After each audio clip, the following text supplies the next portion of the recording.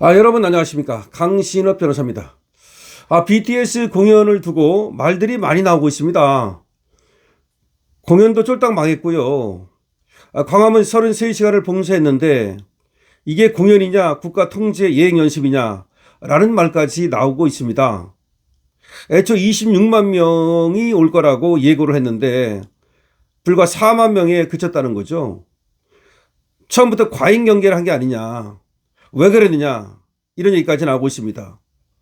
반정부 집회를 막으려는 그런 어떤 선점 아니냐, 공간 선점 아니냐.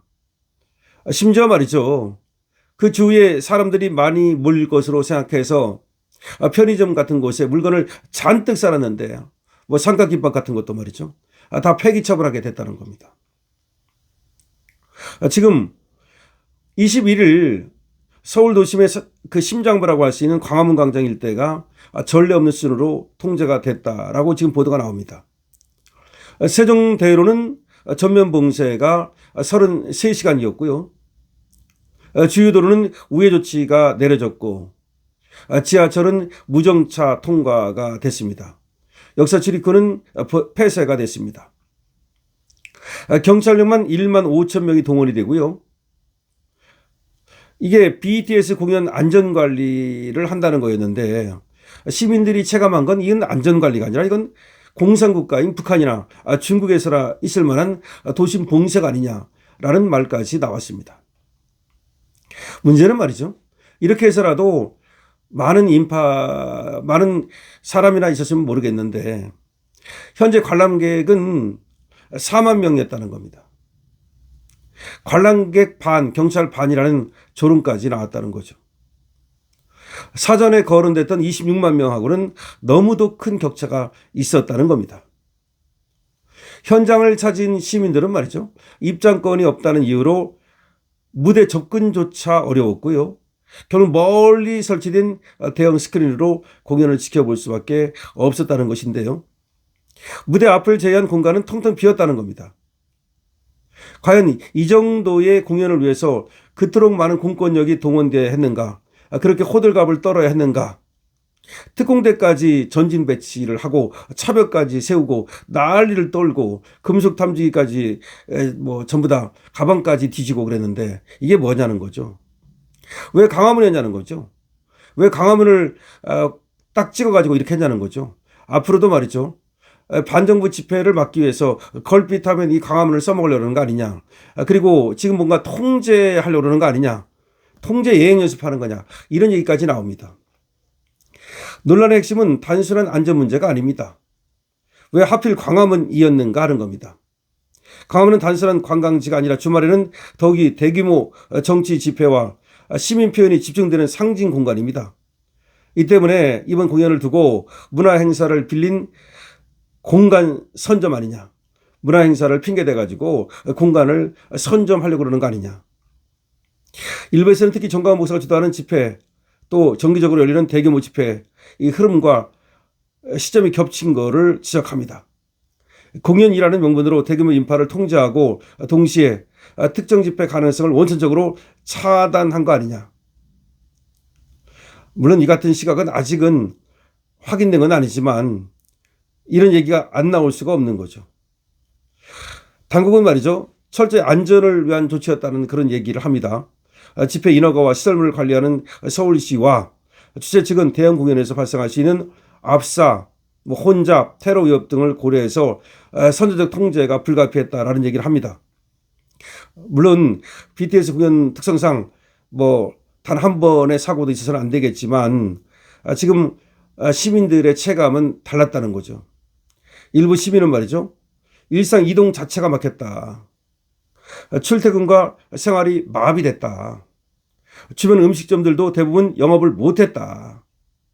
과거 어떤 국가적 위기 상황에서도 겪어보지 못한 수준의 불편이었다. 오히려 계엄해가지고 이렇게 불편하진 않았죠. 계엄해가지고 이렇게 국민을 불편하게 만들었습니까? 아니죠.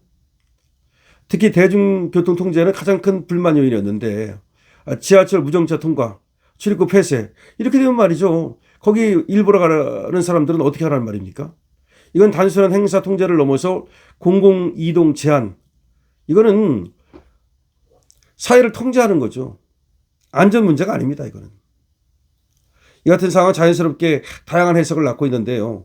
일부에서는 이번 조치를 두고 대규모 인구 통제 시뮬레이션 아니냐, 도심을 봉쇄하고 대중교통을 차단하고 경찰 대규모 배치 이렇게 해가지고서 훈련하는 거 아니냐, 일종의 도심 봉쇄 훈련 아니냐.